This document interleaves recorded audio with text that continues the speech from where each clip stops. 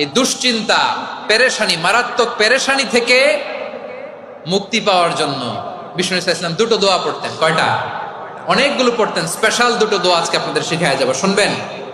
বিষ্ণু ইসলাম যখন খুব বিপদে পড়তেন, দুশ্চিন্তা ওনাকে ঘিরে ধরতো, উনি পড়তেন ইয়া হাইয়ু ইয়া কাইয়ুম বিরহমাতিকা আস্তাগীথ, ইয়া হাইয়ু ইয়া কাইয়ুম বিরহমাতিকা আস্তাগীথ, ইয়া হাইয়ু ইয়া কাইয়ুম, হে শাশ্বত অবিনশ্বর, হে চিরঞ্জীব, বিরহমাতিকা আস্তাগীথ, তোমার রহমতের উসিলায় তোমার কাছে ফরিয়াদ করি। এটা পড়তেন।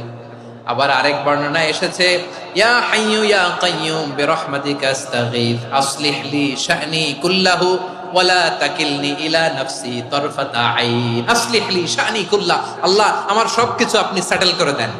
আমাদের সব ঝামেলা সেটেল করে দিতে পারে কে? আমরা তো সেটেলমেন্টের জন্য ওএসপি সাহেবের কাছে যাই, ডিসি সাহেবের কাছে যাই, অমুক ভাইয়ের কাছে যাই।